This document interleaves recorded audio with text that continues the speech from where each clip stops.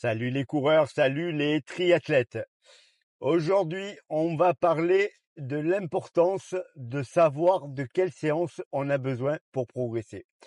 Je pense à ça, bien entendu, parce que j'ai un de mes coureurs qui m'a envoyé un message il y a 2 jours en me disant: Michel, je fais plus beaucoup de VMA courtes, voire même pas du tout. Est-ce que je vais pas perdre de la vitesse? J'ai peur de régresser. Alors, je lui ai expliqué très rapidement quelque chose et je vais vous l'expliquer à vous également. Là, c'est un coureur qui a 18 de VMA. Et actuellement, on peut penser qu'il court le 10 km à 85% de sa VMA. Quand on sait qu'il est possible de courir le 10 km à plus de 90% de sa VMA, moi je détecte immédiatement qu'il a un déficit à ce niveau-là. On sait que pour augmenter le pourcentage de VMA que l'on tient sur n'importe quelle course, le seuil est la séance principale à faire. Alors, pour progresser, il a deux solutions effectivement. Soit on augmente sa VMA et on la passe de 18 à 19 par exemple avec un long travail pendant des mois, mais il va rester à 85% de ce chiffre-là. Ou l'autre solution, c'est plutôt de le faire travailler pour augmenter son pourcentage de VMA et s'approcher des 90%.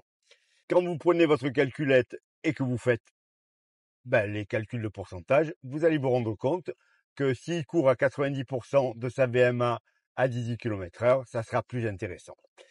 Ça marche absolument sur toutes les distances. C'est encore plus flagrant sur marathon. Il y a beaucoup de coureurs qui sont à des pourcentages sur marathon qui sont très bas et ils ont tout intérêt à augmenter ce pourcentage pour performer plutôt que d'augmenter leur VMA. Alors vous allez me dire, oui mais Michel, dans ce cas-là, il vaudrait mieux tout augmenter. Et bien entendu, vous avez raison. Si vous êtes capable de gagner un demi-kilomètre-heure de VMA, puis de gagner 3 points de pourcentage de temps de soutien de VMA, eh ben forcément, c'est beaucoup mieux. Le problème, c'est qu'il faut avoir le temps de faire ça. Alors, si vous êtes un athlète professionnel, que vous vous entraînez au minimum 6 fois par semaine, et comme beaucoup plus que ça, ben oui, effectivement, on peut balayer l'ensemble de la gamme et même commencer par un cycle de VMA, puis passer par un cycle de seuil, puis passer sur l'allure spécifique, etc. Le problème, c'est que dans 95% des cas, on n'a pas le temps. On n'a pas le temps parce qu'à côté de ça, on a une vie personnelle, une vie professionnelle. La course à pied, c'est un plaisir, c'est un loisir, mais on ne peut pas tout faire parce qu'on n'a pas le temps de récupérer. Quand vous faites beaucoup de séances de qualité dans la semaine, la fatigue, elle n'est pas la même. Donc, résultat, quand vous rentrez, vous allez vous coucher, vous faites une sieste. Le problème, c'est que vous avez sans doute des enfants à gérer, vous avez sans doute un travail, vous avez sans doute plein de choses qui font que vous ne pouvez pas consacrer 100% de votre temps à la course à pied. Donc, il faut faire des choix. Et quand on fait des choix, on choisit les choix les plus intéressants. Imaginons que vous ayez un examen. L'idéal est bien entendu de travailler absolument toutes les matières. Mais si vous n'avez pas le temps de tout réviser et qu'il y a une matière où vous avez 14, déjà, il vaut peut-être mieux réviser la matière où vous avez 4. Parce que si vous arrivez à passer à 10, ça va changer complètement votre résultat final. Alors que la matière où vous avez 14, vous allez peut-être passer à 15, mais si vous avez toujours 4 à côté, c'est toujours la merde.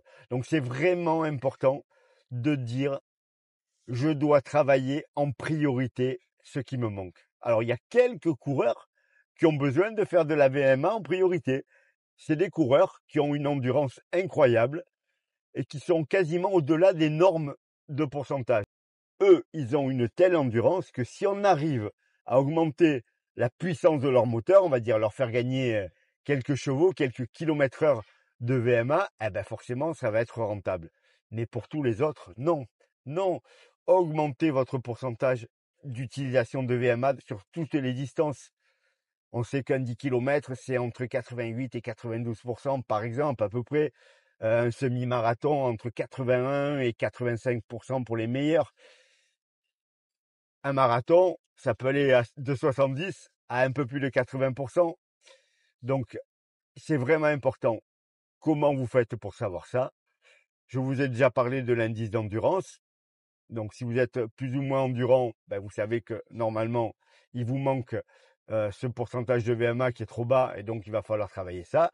Mais sinon, vous pouvez tout à fait faire un test VMA et pour le coup, estimer votre potentiel au niveau des allures et voir si vous y êtes. Vous avez 18 de VMA, vous savez que vous pouvez courir, allez, on va dire entre 88 et 90%.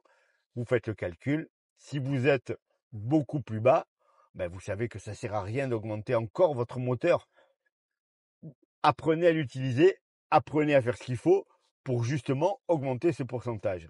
Il y a quelques coureurs qui arrivent à avoir quelque chose d'équilibré.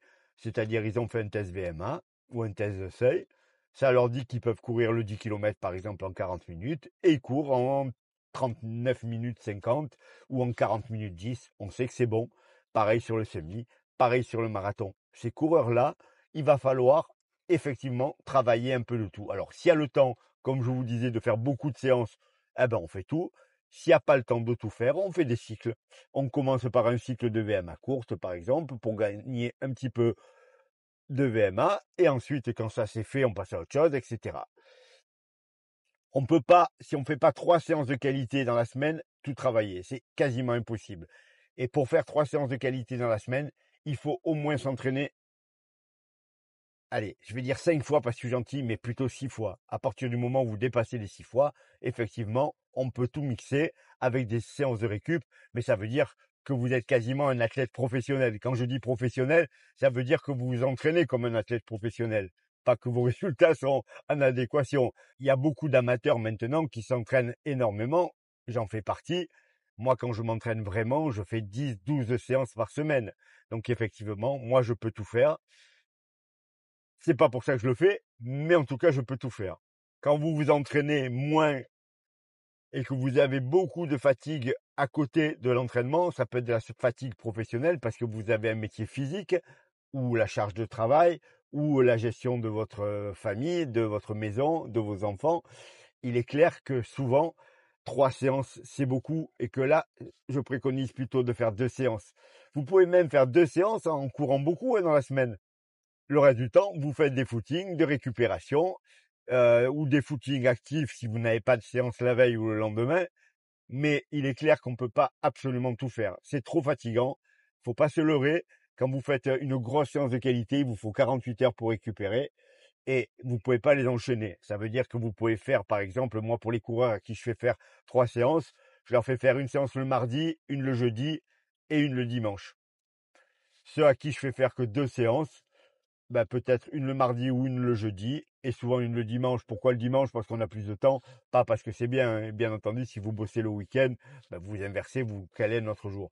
Mais essayez de réfléchir et de vous dire de quoi j'ai besoin. Je le répète vraiment souvent, hein, de quoi j'ai besoin pour progresser. Ne tombez pas dans le cliché que tout le monde doit faire la même chose. Non, personne doit faire la même chose. Chaque coureur est différent. Chaque coureur a des besoins différents. Chaque coureur a des qualités différentes. Donc on doit en tenir compte. Il y a beaucoup de coureurs qui ont une belle VMA mais qui n'en font rien. Beaucoup de coureurs. On va parler marathon puisque vraiment c'est ma passion le marathon. J'ai des coureurs qui courent le semi-marathon en 1h23 qui se cassent les dents sur la barrière des 3 heures alors qu'ils ne devraient pas, hein. Ils ont un indice d'endurance qui est pas bon et leur performance s'effondre sur les marathons. J'en ai d'autres qui valent 1,26 sur semi-marathon et qui ont fait moins de 3 heures parce qu'ils ont une belle endurance et qui sont assez équilibrés. Donc, quelle distance je prépare? C'est quoi mon point le plus faible? Et si vraiment le point le plus faible, il est très faible, il faut vraiment le bosser. Donc vous hésitez pas à vous tester. Alors qu'est-ce qu'on fait comme test? Ben, vous avez les tests sur tapis à incrémentation qui sont les plus intéressants, assez faciles à mettre en œuvre, hein. Vous partez à 8 km/h, vous montez d'un demi-kilomètre-heure toutes les minutes avec une pente de tapis à 1 ou 1,5 et vous obtenez une VMA et puis ensuite vous prenez ça, vous mettez des pourcentages et vous calculez un petit peu. Sinon, vous pouvez faire le test classique, le demi-Cooper. Alors, même s'il n'est pas super fiable, mais c'est pas mal. Quand on n'a rien, je parle, hein. Si vous êtes en club ou en groupe, organisez un Vaméval. C'est la même chose que sur le tapis, mais avec des bips sonores à l'extérieur, donc beaucoup plus intéressant. Et puis, vous avez maintenant pas mal de gens qui font des tests en laboratoire. Alors, c'est un peu cher, mais vous allez avoir des données intéressantes si le test est bien fait, ce qui n'est pas forcément toujours le cas non plus, bien entendu, parce que des fois, ils vous arrêtent trop tôt, parce qu'ils veulent pas d'emmerde non plus, et c'est pas super utile. Mais des fois, c'est bien fait, il n'y a pas de problème, et on se retrouve avec des données très précises. On va dire que plus la distance s'allonge, plus c'est compliqué. Quand vous faites du 10 km, il est clair qu'avoir une belle VMA, c'est vraiment la porte ouverte aux belles perfs. Et que si le pourcentage, il n'est pas exceptionnel, il n'est jamais non plus très bas. La différence de résultats entre des gens qui ont un très bel indice d'endurance et ceux qui en ont des moins bons, elle est moins grande parce que la durée de course, elle est moins grande. C'est juste des maths, hein. Par contre, sur marathon, déjà le pourcentage, il chute très vite. Et puis la distance et le temps fait que ça fait des différences énormes. Vous avez des coureurs qui ont la même VMA et qui se retrouvent à 20 minutes d'écart, 25 minutes d'écart, 30 minutes d'écart, hein. C'est impressionnant, hein. Plus la distance s'allonge, plus vous avez la partie psychologique, la volonté, etc., etc. Mais sans rentrer là-dedans aujourd'hui, vraiment, posez-vous la bonne question. De quoi j'ai le plus besoin pour progresser? C'est vraiment important, hein. Vous êtes beaucoup trop nombreux à faire les mêmes séances. Vous pouvez pas vous dire, on est 20 dans le club, par exemple, et on prépare un marathon, et on va tous faire de la VMA courte, et on a tous besoin de ça. Enfin, c'est pas possible, c'est aberrant même, hein. Alors, comme je l'ai déjà dit, en club, c'est très compliqué quand vous êtes en club, parce que l'entraîneur, il prend une séance qui va un petit peu pour tout le monde, mais pour vous, c'est pas forcément bon. Donc, gardez en tête ce dont vous avez besoin, et puis vous le faites tout seul dans votre coin. Et si vous avez besoin de progresser en pourcentage d'utilisation de votre VMA, vous allez faire des vraies belles séances de seuil.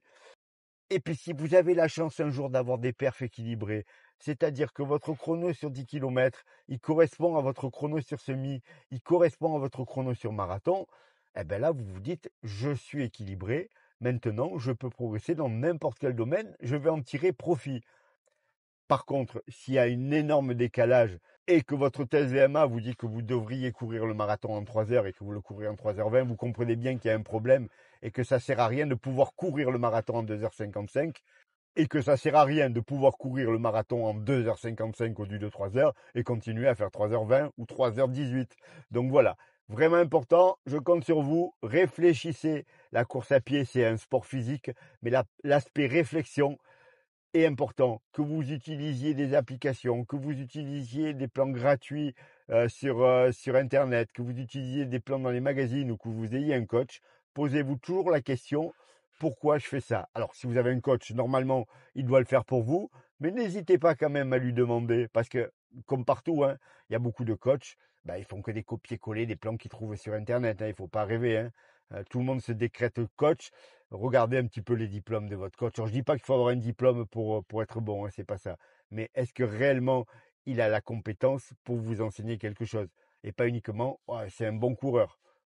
Il peut y avoir des bons coureurs qui sont des bons coachs, mais il peut y avoir des gens qui ne courent absolument pas et qui sont des super coachs. Ça existe dans tous les sports, hein, dans tous les sports.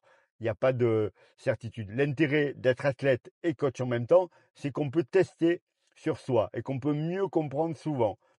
Mais il y a des gens au niveau réflexion, ils sont très forts, ils ont fait beaucoup de recherches, ils ont plein d'éléments et normalement ils vous écoutent.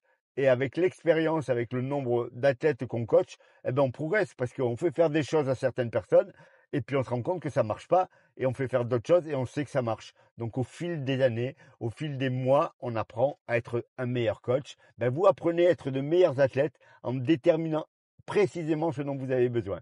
Voilà les coureurs, voilà les triathlètes. Likez, partagez, abonnez-vous et à bientôt pour une nouvelle vidéo.